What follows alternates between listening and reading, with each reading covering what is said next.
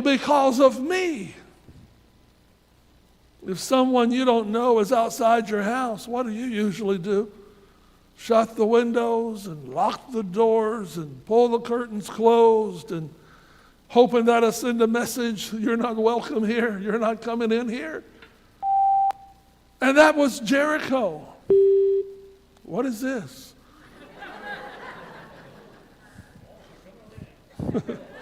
Yeah. And so that was the picture of Jericho. If the people of Jericho wanted to fight, they would have met the Israelites on the battlefield if they wanted to fight. Instead, they closed their windows and the gates shut and the doors were locked. Remember, there might have been as many as 600,000 Israelites. That's about the size of the city of Nashville. Nashville's population is about 680,000. 600,000 people can't sneak up on you, right? Yeah? And the people of Jericho saw them coming from a long way, and they hid behind the walls. Jericho was afraid. They had the walls and the gates shut tight. They had heard that God's army was on the move and God's people were coming. The enemy was frightened because they recognized that God's power was greater than their power. And in this case, Jericho was afraid, and they had good reason. They had heard about the Jordan River. They probably even knew that God had promised the Israelites their land. And now Joshua, what he expected from God, God gave Joshua a brilliant battle plan. Let's continue reading verse 3. March around the city once with all the armed men and do it for 6 days. March around the city once with all the armed men. And then what? Then storm the gates, then knock them down, burn their houses, cut off their heads, right? Huh? That makes sense. But he says, march around the city once with all the armed men and do it for 6 days. Verse 4, have 7 priests carry trumpets of ram's horns in front of the ark. On the 7th day, march around the city 7 times with the priests blowing the trumpets. When you hear them sound a long blast on the trumpets, have all the people give a loud shout. Then the wall of the city will collapse and the people will go up, every man straight in. See, because you've heard this story before, right? You're like, well, yeah, that's what God says. But Joshua had to think, really? I mean, come on, God. You can't really want us to do this. I'm a new commander, and all my soldiers are rookies, and this is our first big battle, and they're ready to fight, and you're telling me we're going to have a whole week parade? God, this isn't going well.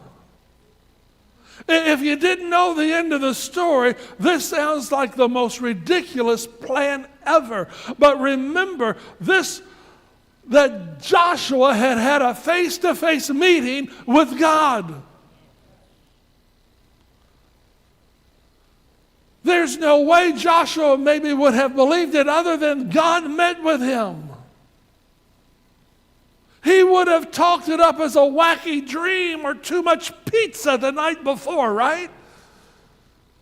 Joshua had no doubt because he was looking at God.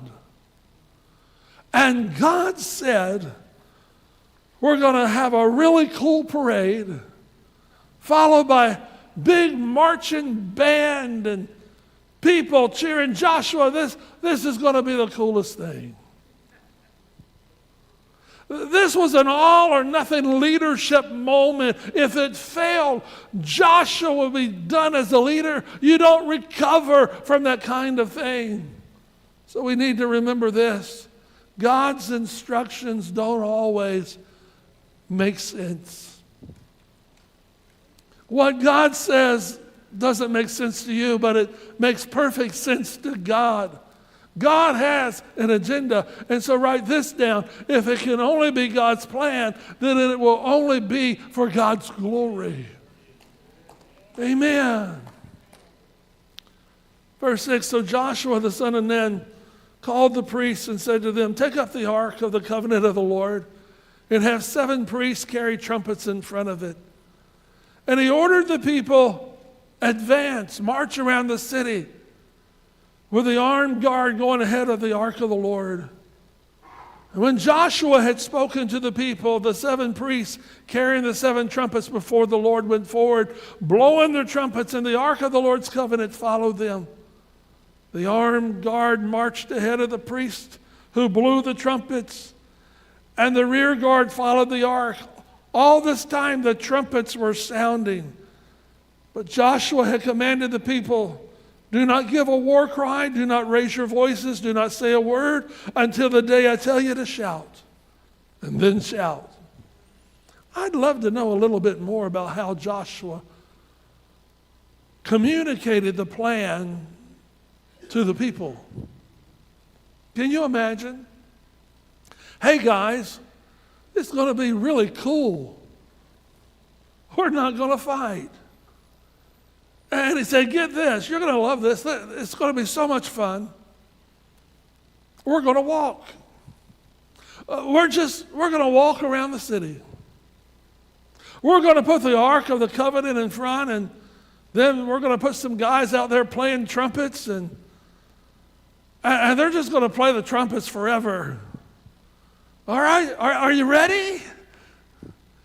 You're just going to blow your horns and you're going to walk around, and here's what we're going to do, and we're going to just follow. Now remember, this was before megaphones and sound systems and text messages and cell phones and corded phones and, before all that.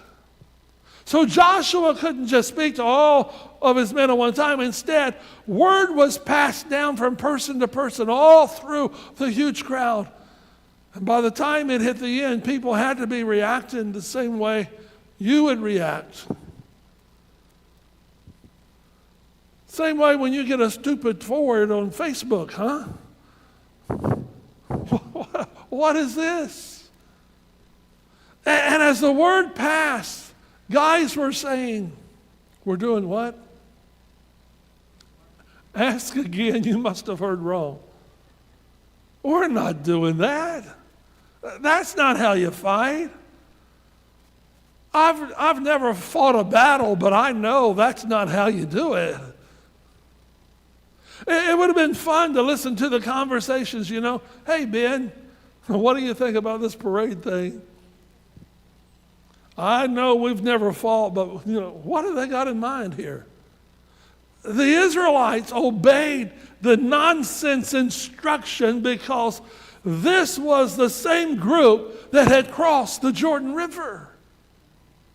The last time they put the Ark of the Covenant and the priest out front, the hands of God held back the waters of the mighty Jordan, leading with the Ark in the presence of God.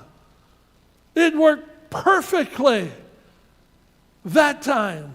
So the people had learned to trust God. They just obeyed. They didn't gripe. They didn't complain. They didn't ask for new shoes. As far as we knew, no one said, well, we've never done it this way before.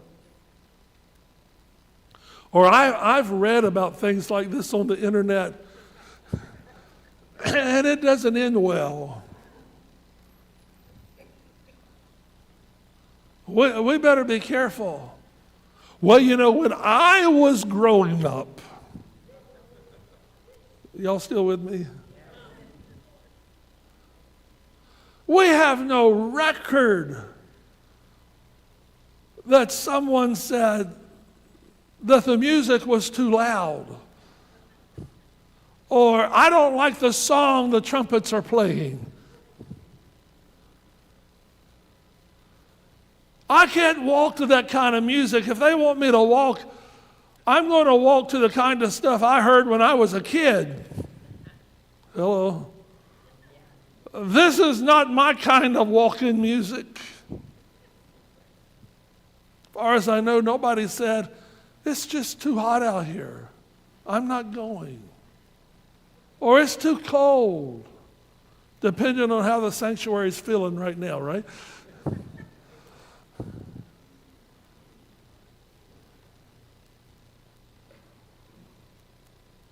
Or God may have told you to do that, but He's leading me in a different direction. I don't have time for it. I don't have time for that. That doesn't make sense. That's not very efficient. None of that happened. There were no complaints. There was no one second-guessing God's appointed leader. In fact, they didn't say anything.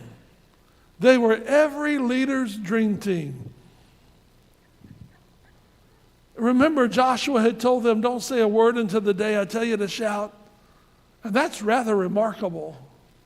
They just started walking it, and they marched around the city, following the trumpet section and the Ark of the Covenant. And the only sound as they marched around Jericho was the sound of the trumpets, no human voices at all. And I'd love to know what the trumpet players were playing.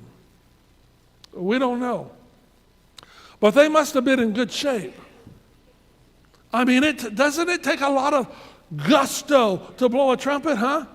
Take a lot of wind to blow. They must have been in good shape, because all around the city they marched and they blew their trumpets. Tens of thousands of people quietly walking, following 7 guys playing instruments. It was an ultimate display of confidence.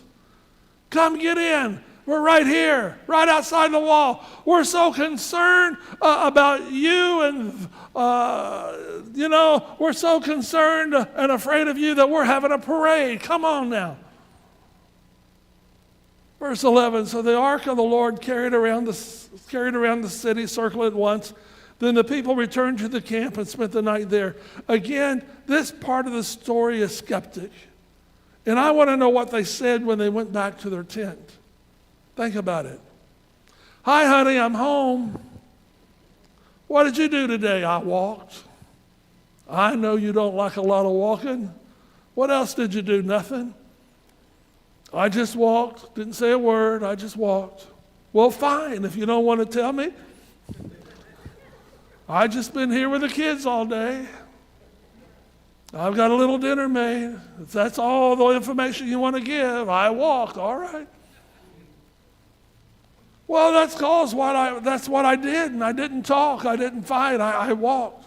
So who do you walk with? I don't know. I just walked. Where did you walk to? Around. Well, fine if you don't want to tell me. Wouldn't you love to heard the conversations when they got home? Verse 12, Joshua got up early the next morning, and the priest took up the ark of the Lord. The 7 priests carrying the 7 trumpets went forward, marching before the Lord of the ark and blowing the trumpets. The armed men went ahead of them, and the rear guard followed the ark of the Lord while the trumpets kept sounding. So on the second day they marched around the city once and returned to the camp, and they did it for 6 days. Every day, same old drill. And the people had to wonder, how long was it going to last? I'm off to work, honey. Well, what are you going to do today? Same thing I did yesterday. But I'm not exactly certain what they're doing today. I just think we might walk again. Again? How long are you going to walk? I'm just going to walk as long as Joshua tells me to walk. The Israelites were obedient, even without information. Did you notice Joshua had to tell them to march and be quiet? He didn't tell them about the 7th day. Every day, Joshua said, good morning. Guess what we're doing today? We're going to do the parade thing. And every day the people obeyed. We're not like that. We want to know, if I do this, then what happens? God, if you show me the payoff, if you just show me the end, I'll obey. Some of you have missed God's plan for your life because you refuse to walk through an open door that God has for you today. You refuse to trust God today because you want to see the end of the picture, and God's just showing you what to do. And God often does that. God will often just show you one step at a time. His word is a light unto my path. It's not a light that is a lamp unto my path. It's not a searchlight that goes way ahead. It's a lamp unto my path. And so when I take one step, the next step is illuminated.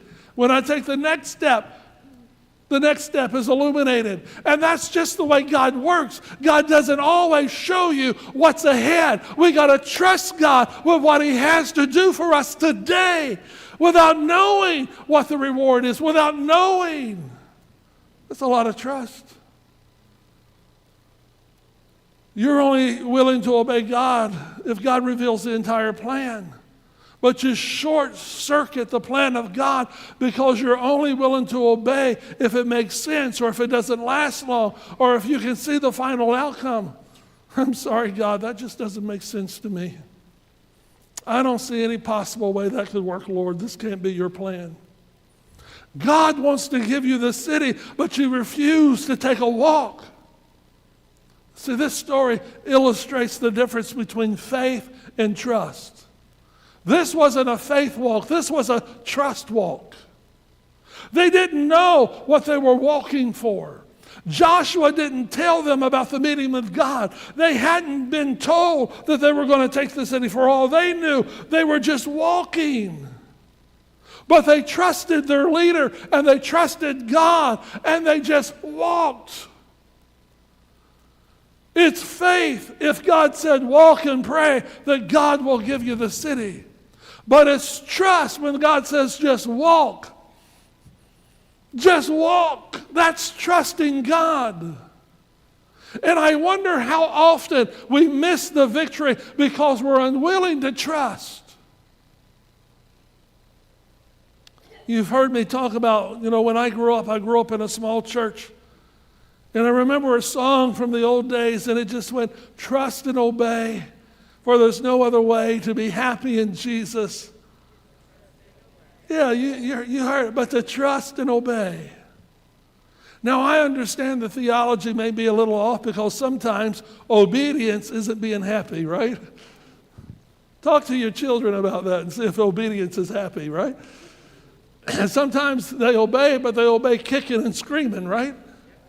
Obedience is not always happiness. Sometimes we grit our teeth when we have to obey. But still, the core of it is good, because if we're going to be happy, if we're going to live a life of blessing, if we're going to live a life of happiness, we have to obey God. Happiness comes from following the Lord, and it may not start with your first step of obedience. You ask, Pastor Ron, that's how I win the battle? That's how I get my miracle? I thought I had to pray a certain prayer. I thought I had to go to the right meeting. I thought I had to go to the right person to pray over me. I thought I had to send $1 to the right televangelist. Just trust and obey. And here's the neat part. It's a powerful principle. Trust builds expectation. Did your parents ever tell you as a child? Mine did. We're going somewhere. Come on, get in. Where are we going? I'm not telling you. Just get in. You'll find out when we get there. Anybody, you ever had parents do that? Yeah. What are we going to do? I'm not telling you. Just trust me. And I couldn't control myself wondering what's going to happen. But my parents had a long track record of being good to me. I couldn't wait to see what was going to happen and where we were going to. It was exciting. Get in the car. We're going. Where to? I'm not telling you. And the expectation and the excitement would build. I want to know. I know it's going to be good. I just want to know. And when you're on the walk of trust, at some point you begin to think, I wonder what God is going to do. I wonder how God's going to come through. I can't wait to see what's going to happen. I can't wait to see what's next on this journey of obedience and trust. I can't wait to see what he's going to do for me. I can't wait to see how God is going to use what I'm going through. I can't wait to see how this is